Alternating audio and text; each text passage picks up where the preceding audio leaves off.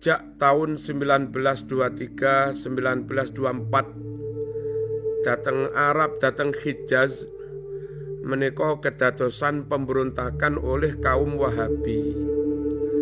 Keranten kaum Wahabi menika disokong Inggris Prancis, akhiripun menang.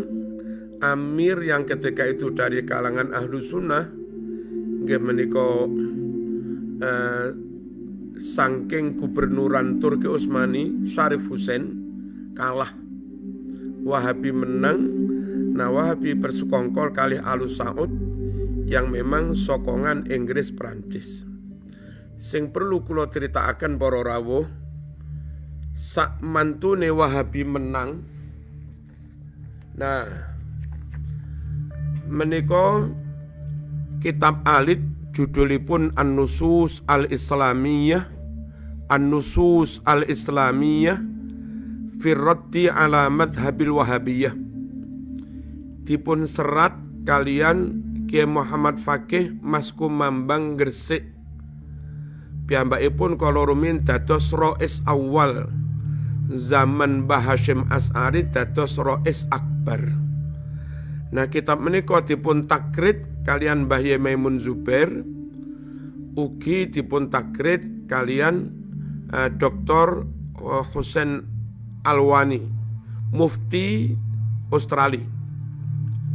Lan lintu-lintunipun halaman 12 ngantos halaman 51. Teng buku niki dipun critakaken perihal tentang pemberontakan Wahabi.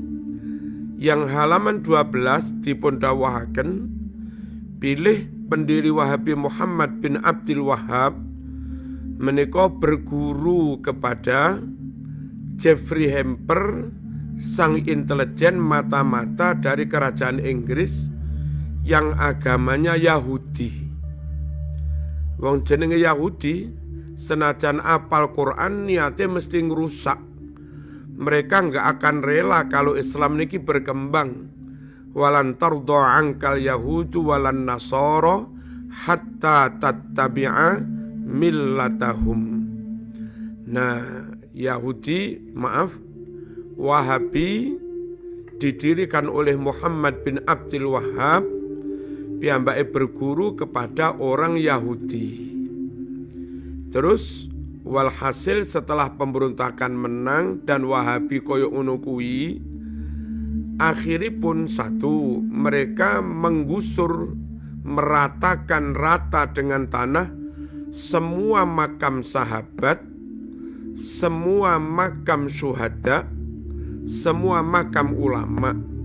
Ngantos sakniki kita niki kangelan goleki makame Siti Aisyah teng pundi, goleki makame Sidina Utsman teng pundi, goleki makame Abdurrahman bin Auf teng pundi, madosi makame Abu Hurairah teng pundi, madosi makame Ibnu Umar teng pundi, makame Ibnu Abbas teng pundi. Kangelan.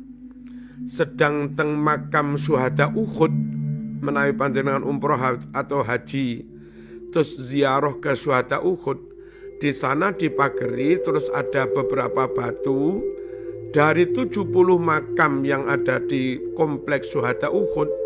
Kita nggak tahu mana yang makamnya Sidina Hamzah, mana makamnya yang lain-lain. Kita mboten sumer para rawuh. Nah, itu yang dilakukan Wahabi, menggusur makam para sahabat, menggusur makam para ulama dan para wali. Bukan hanya menggusur, ulama yang sudah hidup makamnya digusur, ulama yang masih hidup dibunuh. Mriki halaman 12 sampai 13. Banyak hafid Quran dibunuh, banyak muslim dibunuh, banyak ulama dibunuh. Lalu kitab-kitab yang ketika itu dimiliki ulama-ulama, mereka rampas.